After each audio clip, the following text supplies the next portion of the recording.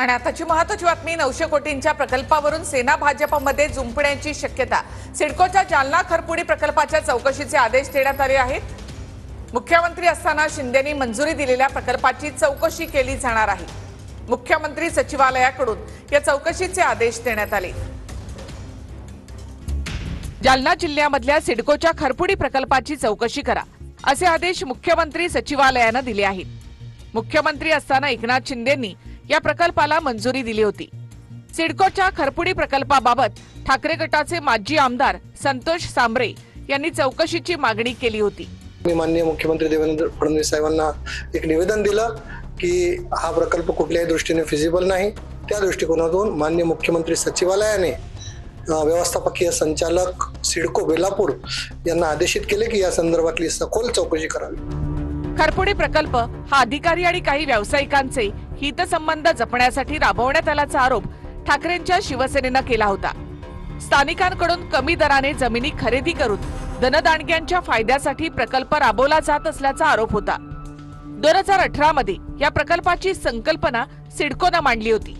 त्यानंतर या प्रकल्पाची व्यवहार्यता तपासण्यासाठी अन्सर्ट अँड यंग या आंतरराष्ट्रीय संस्थेची नियुक्ती करण्यात आली।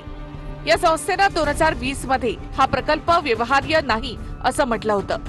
त्यानंतर 2022 आणि 23 मध्ये सिडको आणि सरकारने या प्रकल्पाचं पुनरावलोकन केलं।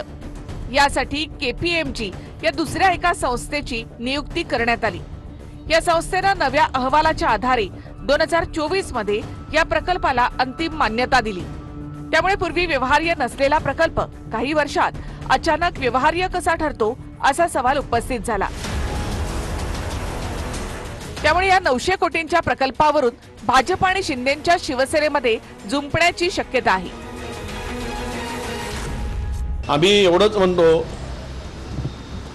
की भांडा सौख्य बरे। कृत्रिम भांडण आहे का की नैसर्गिक भांडण आहे याचा विचार आम्हाला पुढे करावा लागेल। आम्ही जे सुरू केलेले प्रकल्प आहेत लोकहिताचे प्रकल्प, आणि त्यावेळेस मी मुख्यमंत्री होतो, देवेंद्रजी उपमुख्यमंत्री, अजितदादा उपमुख्यमंत्री होते।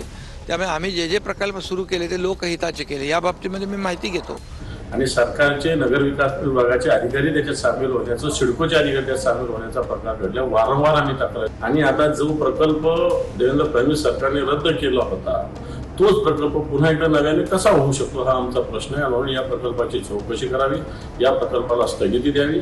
तर आधीच्या सरकारने काय भ्रष्टाचार केला असेल, काय घोटाळे केले असतील, आणि राज्याचे विद्यमान मुख्यमंत्री देवेंद्र फडणवीस यांच्यातला एक सच्चा आणि प्रामाणिक माणूस जागा झाला असेल आणि त्यांना या सगळ्याची चौकशी करावी अशी तीव्र इच्छा निर्माण झाली असेल, त्याचं स्वागत केलं पाहिजे। मला वाटतं आमच्यात भांडण लावण्याचा शकुनी मामासारखा प्रयत्न करू नका। पहिले आपल्यात काय भांडणं आहेत ती निस्तरा।